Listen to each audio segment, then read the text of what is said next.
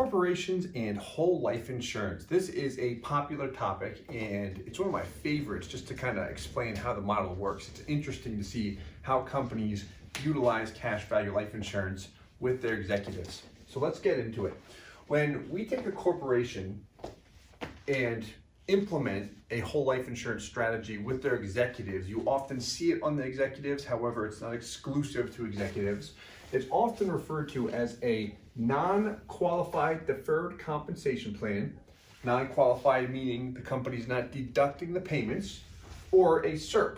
It can be a combination of both. SERP stands for Supplemental Executive Retirement Plan. So how it works is we have a company that typically will take out life insurance policies, high cash value life insurance policies. You'll see why they're high cash value from day one, but they are on these policies a number of executives. Here we're just going to focus on executive number one.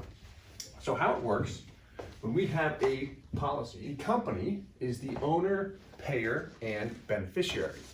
So the company owns the life insurance policy, they make the contribution, they fund the policy, and they're often the beneficiary. Now, sometimes they will allow for the executive to be a partial beneficiary, but because they are funding the policy, they're making sure that they have a cost recovery at the end of the day.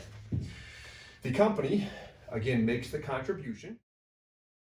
Now, for the executive, because you're going to see when a company opens a policy, right, if I own a business and I say to you, Mr. or Mrs. Executive, we're gonna put this life insurance policy on you. I, the company, am gonna pay the premium. I, the company, am going to grow cash value. It's gonna be an asset on me, the company, my balance sheet. I, the company, will collect when you die, okay? What's the benefit for you as the executive?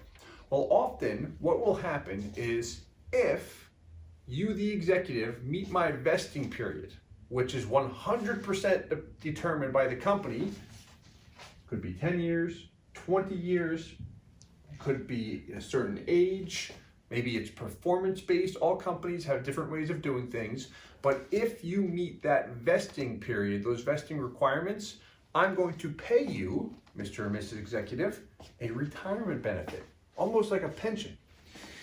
Now, you do need to meet that vesting period in order to receive that retirement benefit from me, the company.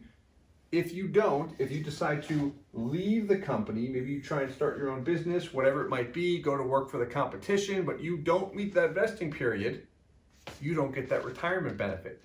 This makes it very difficult for companies' key employees, their top talent, to leave companies. You'll hear the saying golden handcuffs. It's a nice way to retain top talent and then reward them on the back end.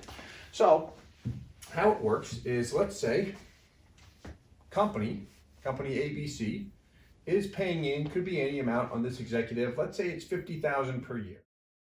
That's the payment. That is going to do what? Build cash value on the corporation's balance sheet. So this is an asset on their balance sheet. If it's rich in cash value and equity, day one, that's accessible to them. They can use that, whether they assign it as collateral for a line of credit, whether they borrow from it, let it sit and grow as a safe asset, doesn't matter. They have access to that cash value, assuming this is a non-qualified traditional life insurance policy. This will also build a substantial death benefit. Now again, the company is the owner of the life insurance policy. Because they are the owner, they have control of everything.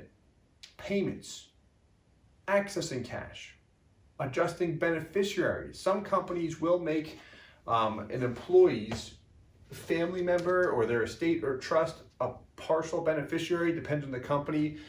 You do have that option, which is nice.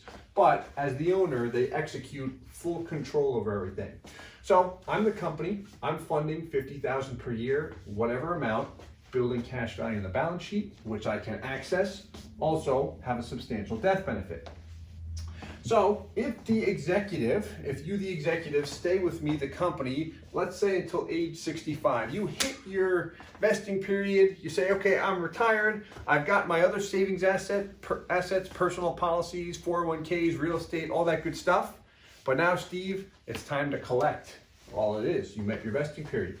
What'll happen is, let's say that retirement benefit is $100,000 per year. And again, this is determined by the company, typically up front. Perhaps this is age 65 or 85 or 90, whatever it might be. But you had to meet the vesting period to get it. So that 100,000, so this is a executive that's retired. They're no longer producing revenue for the company. How this 100,000 or whatever the retirement benefit is paid out is from the cash value buildup over time. What's happening is the company is going to use that cash value to pay the benefit out. So this way it does not impact their revenue or their cash flow, which can be good, especially if things slow down on any given year. So where this helps, the company is they're going to pull from the cash value to pay that retirement benefit each year to the retired executive. Now what happens here is they pull it from the cash value, whether it's a withdrawal or a loan, to make sure there's no taxation. On the distribution, that's not going to be taxed. When the company pays the executive the $100,000, they pulled it from the cash value, did not impact revenue. Guess what? As they paid it, that was a compensation expense. That means on the back end, when they actually pay that retirement benefit, it is deductible to the company as a compensation expense, and it is taxable to the executive as income, because they're receiving income. Now, I forgot to mention an important point that questions come up, is if it's a non-qualified deferred comp plan, non-qualified, a qualified would be a 401k, an IRA. Because it's non-qualified, it is not deductible. Some companies fund large dollar amounts in that they can't deduct. The advantage is the back end, they can deduct their retirement benefit. And also remember that cash value is very liquid, so they can use that if needed as they desire. So back to the retirement, that 100K is taxable to the executive, but it is deductible as a compensation expense to the company. Now, eventually, what's going to happen to Mr. Executive? He's going to kick the bucket.